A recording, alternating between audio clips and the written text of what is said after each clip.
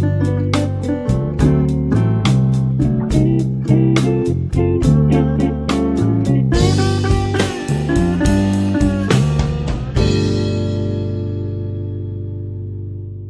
blues fans, you found us. We're glad you did.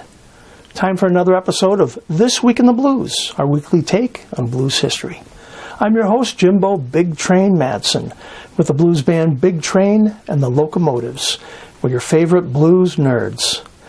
So we have a great episode this week, so let's take a look and see what happened this week in blues history.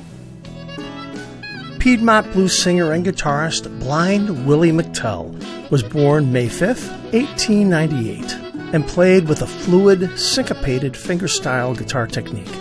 He was born blind in one eye and lost his remaining vision by late childhood. He didn't conform to what his contemporaries did. He came to use 12-string guitars exclusively and was also an adept slide guitarist, both of which were unusual among ragtime bluesmen. He never produced a major hit record, but he had a prolific recording career with different labels under different names in the 1920s and 1930s. Here's a Mississippi ghost story for you by the name of Kid Bailey. We don't know his date of birth, and it's believed he died sometime after 1960. Two of his known recordings have survived, Rowdy Blues and Mississippi Bottom Blues.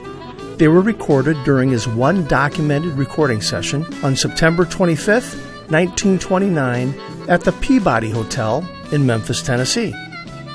Piedmont blues singer and guitarist Bumblebee Slim was born on May 7, 1905.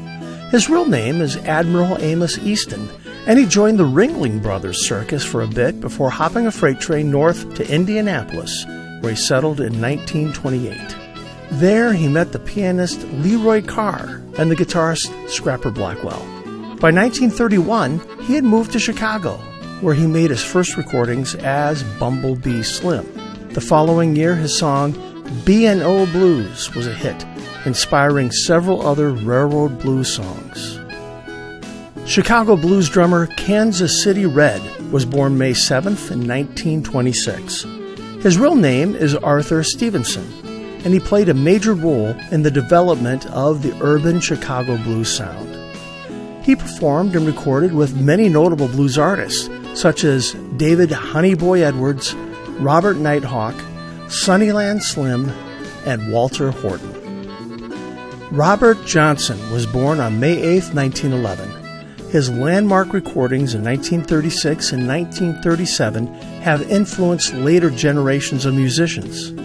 Although his recording career spanned only 7 months, he is recognized as a master of the Delta blues and as one of the most influential musicians of the 20th century.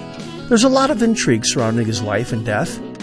The one most known is the legend that he sold his soul to the devil at the crossroads to achieve musical success. I've been lucky enough to have been to both the crossroads and to Johnson's gravesite down in Mississippi. Rock blues guitarist Joe Bonnamassa was born May 8, 1977. In 1989, at the age of 12, Bonnamassa opened for B.B. King for 20 shows. He's either won or been nominated for a variety of blues music awards and Grammys and scored numerous top 10 albums. Joe Bonnamassa carries the torch for old-fashioned guitar-driven blues rock and was raised on the likes of Eric Clapton, Jimi Hendrix, Stevie Ray Vaughan, and Jeff Beck. Charlie Spand was a blues and boogie-woogie pianist and was probably born on May 8, 1893, possibly in Alabama, Georgia, or Mississippi. He's considered one of the most influential piano players of the 1920s. Spann was one of the boogie-woogie pianists who performed on Brady Street and Hastings Street in Detroit in the 1920s.